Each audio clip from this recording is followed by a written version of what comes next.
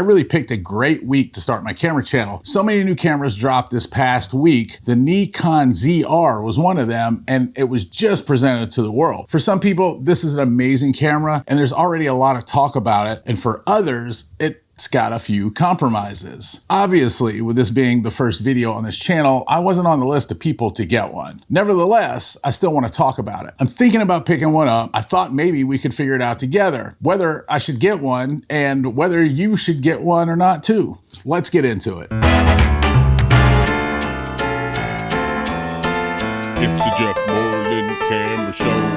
Okay, so let's start with what this camera actually is. It's the first brand new product from the long-awaited Nikon and Red partnership. They've called this new line the Z Cinema. Now, even though it's a collaboration, looking at the body, this very much seems to be a Nikon camera with some Red internals inside. I really think some people were hoping for a mirrorless mini Red cinema camera to be the outcome, but that's not quite what we got. Nikon is calling it a dedicated cinema camera, and I've heard them say it's made to compete with cameras like the Sony FX3 or the Panasonic S1 Mark II. But honestly, looking at the whole picture, and especially some of the compromises, to me, it seems more in line with something like the Sony ZV-E1. And that brings up a really important point for this whole discussion. The price for around $2,200, we have to expect some compromises. You can't get every single feature you want when a camera is this affordable. Something usually has to give. So with that in mind, let's dig into the specs and see what you do get for this kind of money. The main news is this camera records internally in a new 12-bit RAW format called R3D-NE. And this is a key distinction. High-end Red cameras typically record in 16-bit RAW. This is a 12-bit version. It's debatable if this was done to set the camera apart from Red's main lineup or a technical decision to help manage the heat in this compact fanless body. Most likely, it was probably a bit of both. With that said, working with a 12-bit RAW file still gives you a massive amount of flexibility in post-production, and the fact that it still uses Red's professional color science is a major advantage for certain workflows. It's also worth noting that this is one of the few cameras that offers multiple types of internal RAW. On top of the new Red RAW, it also has options for Nikon's NRAW and even ProRes RAW. For non-RAW shooting, it includes professional codecs like ProRes 422 HQ, so you have a lot of flexibility for your workflow. Hey, since this is the first video on this channel, if you're into camera discussions like this, it would mean the world to me if you would just leave a comment. Let me know how I'm doing, and please stick around for the rest of the video. You can worry about subscribing some other time, down the road when you decide whether you like this channel or not. Let's talk about the resolution and frame rate. It has a 24 megapixel partially stacked BSI sensor. It can record 6K RAW up to 60 frames a second. It also offers 4K up to 120 frames per second for slow motion. And here's another point I really want to be clear on, because I've seen a few people thinking this camera does 120 FPS with no crop or very little crop. The fact is the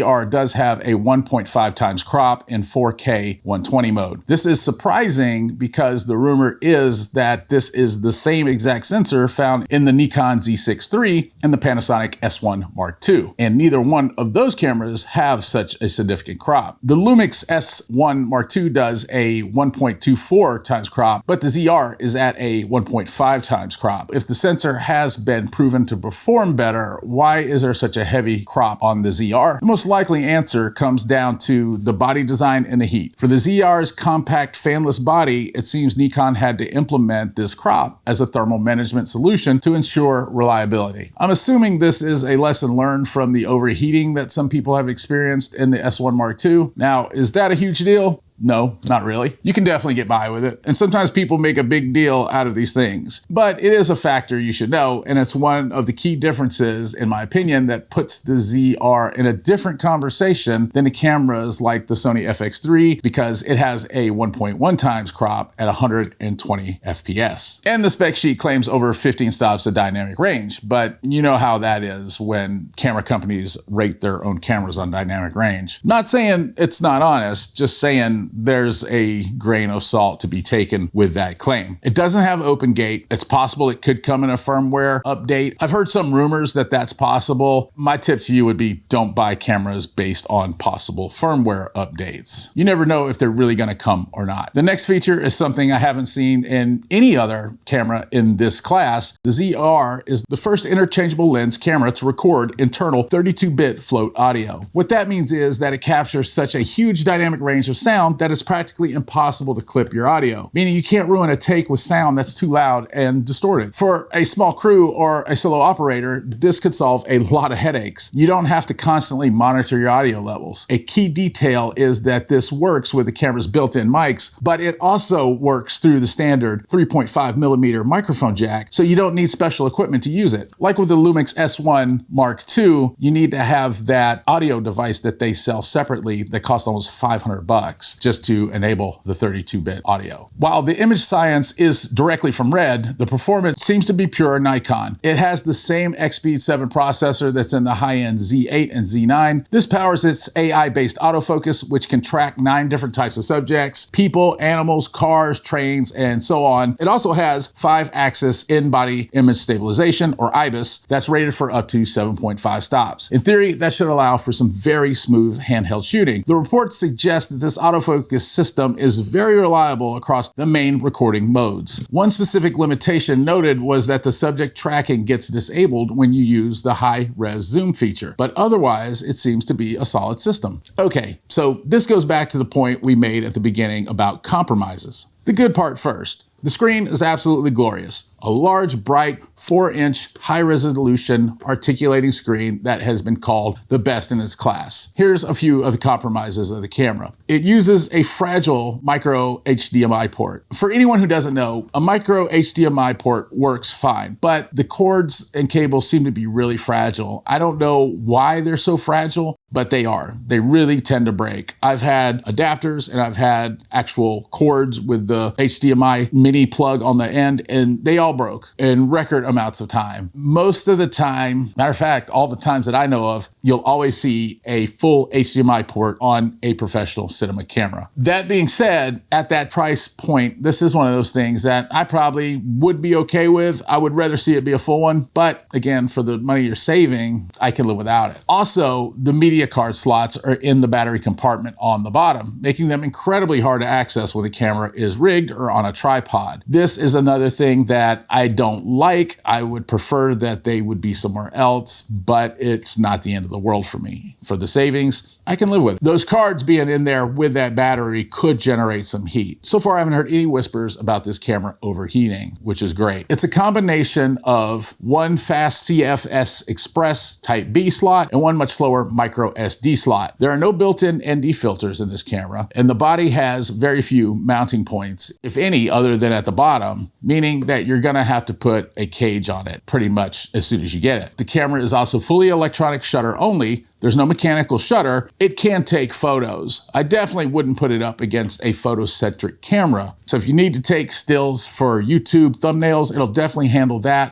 This is very much a video first camera. The card slot on the bottom and the micro HDMI port are definite drawbacks for a serious workflow. But at the same time, it all comes down to the price. This is still a $2,200 camera. You have to sacrifice something. It seems pretty clear that Nikon chose to sacrifice the external hardware to protect some incredible internal specs. And for a lot of people, that is the right trade-off. I did do extensive research for this review, but since I haven't spent time with the camera, I may have gotten something wrong. If you find anything that I got wrong, please leave it down in the comments so we can make sure that we keep everything correct. So, where does all that leave us with the Nikon ZR? For me, this is a fascinating camera that might be a victim of its own marketing. Honestly, I think it was a little foolish of Nikon to position this as a direct competitor to the Sony FX3 or Panasonic S1 Mark II. Put it in that ring, its weaknesses do get magnified. The ergonomics, the consumer grade ports, the crop in 4K 120, it just comes up short against these more expensive purpose-built cameras. So I don't think that's the right comparison.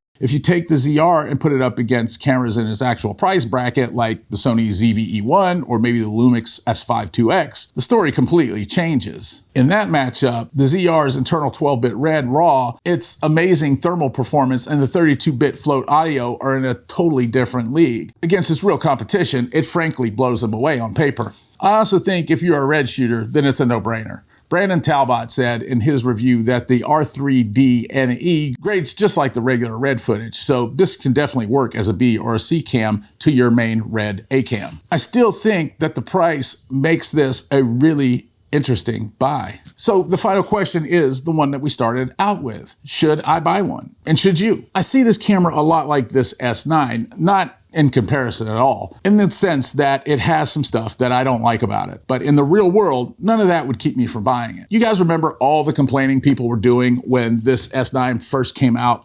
Well, 1 year later, and it seems like everyone has one no matter what, because it's just too good and too cheap at $1,000 not to get it if you can afford it. And I feel the exact same way about the Nikon ZR. If you can afford it, it just makes sense to have it in your arsenal. Most lenses will adapt to the ZR, well, all except for these Lumix lenses. So sorry, Lumix gang, we're all SOL on this one. For most people, it will just be the cost of the camera because you can use the lenses that you already have. I can't tell you what to buy because everyone has different needs. But if you're looking for a small mirrorless camera that punches far above its $2,200 price tag, well, this just might be the camera for you. The real question is, what do you guys think?